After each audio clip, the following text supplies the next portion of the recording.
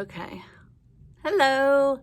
Thank you for renting a pottery wheel from Earth and Fire.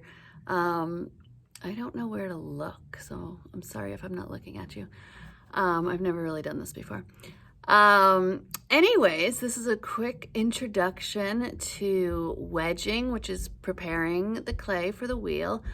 I will send you a video on introducing you to the wheel and to just how it works, and I will also be sending a video of the basics of throwing a piece, which you can start a bowl, a mug, a vase, anything really is all the same steps. So I'm going to go through that with you, and I'm going to figure out where to look on this thing so I can be looking into the camera and not off to the side.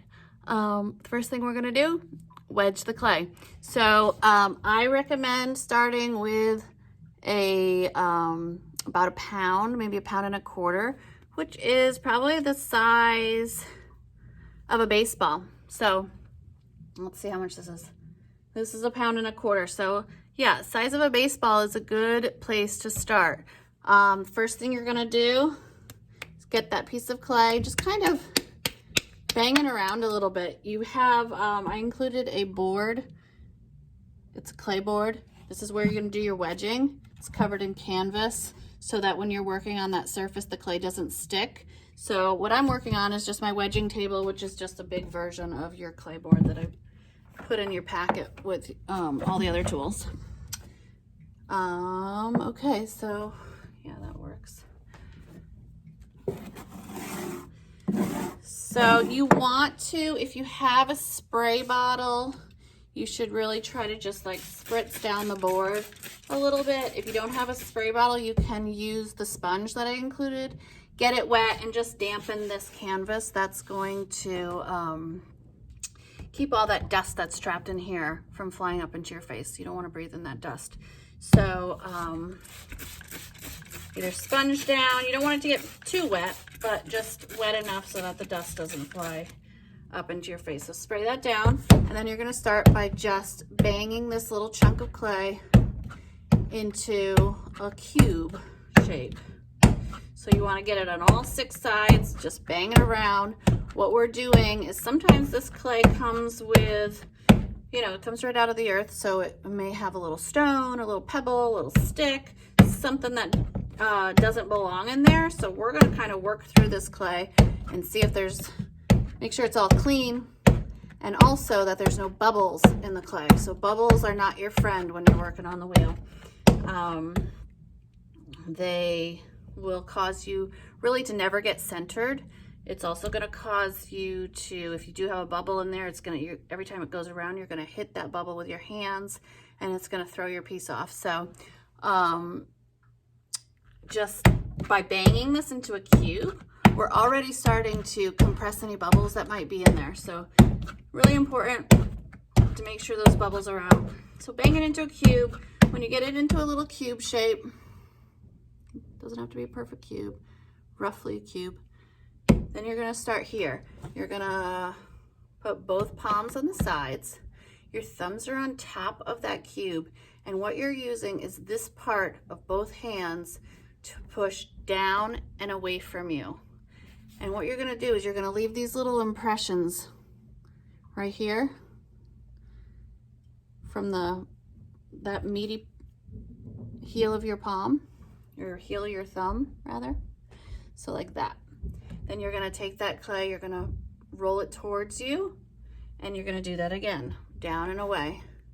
Kind of cup your palms on the sides here. If you start to go like this, if you're going like that, like you're kneading dough, you're gonna see that this is like stretching out and getting too long. And if that happens, if your clay gets all misshapen and it's not looking the way it's supposed to, go back and bang it into the cube again and start again. So again, palms are on the side, thumbs are flat on top, and you're using that heel of your thumb to push down and away. Roll it towards you, down and away. Roll it towards you again, down and away. Your palms are cupping and kind of keeping the the sides from spreading out. So it should stay in the same shape. And you'll just find a groove and kind of get into a rhythm. Down and away, down and away. You don't have to rotate the clay or put it any other way. You just keep it the same direction, and you're gonna wanna do this like 35 times to get through this 1 pound piece of clay. If you start working bigger, you might wanna wedge for a little bit longer, like maybe like 50 times, 60 times, depending on the size of your clay.